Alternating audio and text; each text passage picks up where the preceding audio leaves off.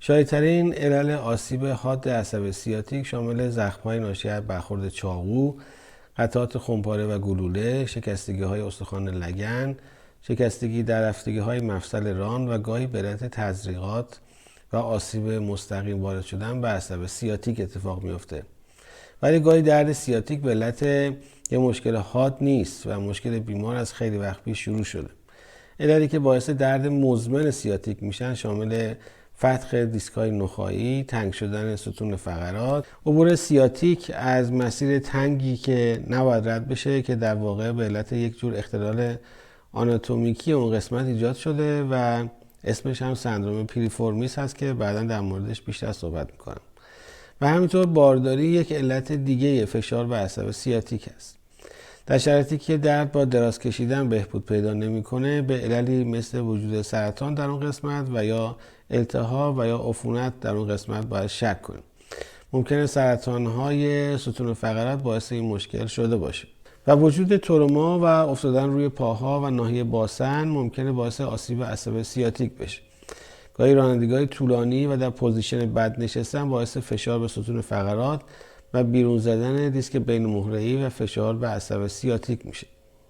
خب اینها علت‌هایی بود که من در مورد آسیب عصب سیاتیک گفتم که مثلا گفتم ممکنه به علت سرطان باشه. حتما توجه دارید که اگه شما درد سیاتیک دارین حتما به این مفهوم نیست که سرطان دارین. تشخیص علت فقط با پزشک شماست و شما نباید بیمار نگران بشین. من فقط اشاره به همه علل موجود کردم که اطلاعات شما بالا بره. مشکلاتی که بیمار داره شامل درد حاد و مزمن و اختلال حس و ضعف عضلانی در طول مسیر عصبه که معمولاً از ناحیه کمر و باسن شروع میشه و در پشت ران و ساق پا ادامه پیدا میکنه و گاهی به کف پا میزنه که بسته به شدت آسیب عصب، میزان و وسعت ناراحتی‌ها کم و زیاد است. در این ویدیو من میخوام درباره کلیه روش‌هایی که باعث کاهش دردهای حاد و مزمن سیاتیک میشه صحبت کنم. من دکتر حمید سجاد هستم، متخصص داخلی. شما الان یکی از ویدیوهای کانال من رو میبینید. اگر ویدیوهای من خوشتون میاد کافیه دکمه سابسکرایب رو کلیک کنید و اون زنگوله کنارش رو هم بزنید تا اگه ویدیوهای جدید منتشر کردم شما مطلع بشید. آدرس پیج اینستاگرام و انجمن‌های بحث و گفتگو ایران سلامت رو در انتهای این ویدیو میذارم تا اگه علاقه‌مند بودین عضو کانال اینستاگرام من بشین و از امکانات 500 انجمن مربوط به مباحث سلامت و سابقه 20 ساله استفاده کنید. گذاشتن کیسه حاوی یخ در مواردی که درد شدید وجود داره و به نظر میرسه که درد به علت تورم و التهاب شدید عصب سیاتیک ایجاد شده کمک کننده است. از طرف دیگه گرما درمانی هم میتونه باعث کم شدن فشار و اسپاسم عضلانی بشه که به نظر میرسه التهاب عصب سیاتیک علتش باشه. داروی مسکن بدون نسخه که در داروخانه‌ها فروخته میشن مثل استامینوفن و بروفن برای کاهش التهاب عصب سیاتیک مؤثر هست. در شرایط شدیدتر و حادتر از داروهای مسکن قوی‌تر مثل ترکیبات خانواده مخدرها و یا داروهایی که شل کننده عضلانی هستن استفاده میشه که باید توسط پزشک تجویز بشه.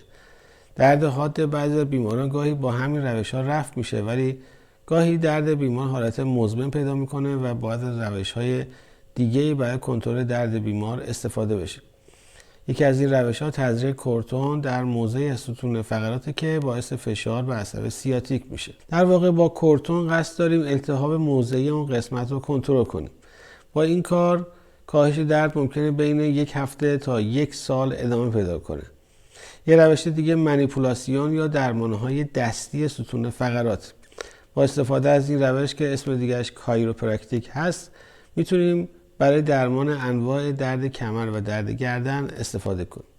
در این روش کایروپرکتور از دستهای خودش برای اعمال فشار بر روی عضلات، استخوان‌ها و مفاصل درون و اطراف ستون فقرات استفاده می‌کنه. در طول اون جلسه از بیمار خواسته میشه تا نشسته و یا دراز بکشه و معمولا به بیمار روپوشی داده میشه تا بتونن به ناحیه ستون فقرات دسترسی داشته باشن. مانیپولاسیون با استفاده از مانورهای حرکتی که دست روی ستون فقرات توسط دستان ماهر یک فیزیکال تراپیست انجام میشه. این روش درمانی یعنی درمان با دست برخلاف درمان‌های مثل فیزیوتراپی احتیاج به تجهیزات و امکانات ویژه نداره و به وسیله دستهای پزشک انجام میشه. یه فیزیوتراپیست هم میتونه به کمک ورزش خاصی که انجام میده باعث قوی تر شدن ماهیچه‌های ناحیه پشت و ستون فقرات بشه و همین مسئله به کم شدن درد کمک زیادی میکنه. از درمان‌های طب مکمل هم میشه استفاده کرد و مفیده، مثل طب سوزنی و ماساژ تراپی. روانشناس هم میتونه کمک کنه با مشکل درد مزمنی که داریم بهتر کنار بیاین و فشار روحی کمتری روی شما باشه. اما اگه با روش‌هایی که ذکر شد درد کم نشد و اختلال جدی توی زندگی شما ایجاد شد، باید با یک جراح ستون فقرات مشورت کنید تا بررسی کنن راه جراحی برای کم شدن درد وجود داره یا نه. حالا درباره روش‌های جراحی رفع درد سیاتیک صحبت می‌کنم.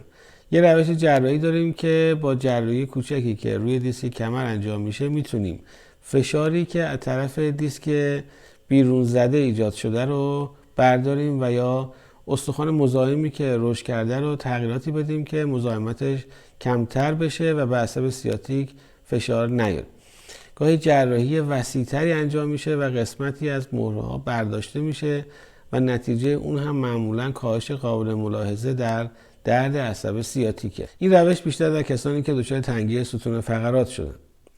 نکته که در انتهای صحبت هم میخوام بگم اینه که هر کدوم این روش‌ها مناسب یک بیماره و پزشک و بیمار باید با همکاری هم ببینن کدوم روش برای بیمار بهتر جواب میده.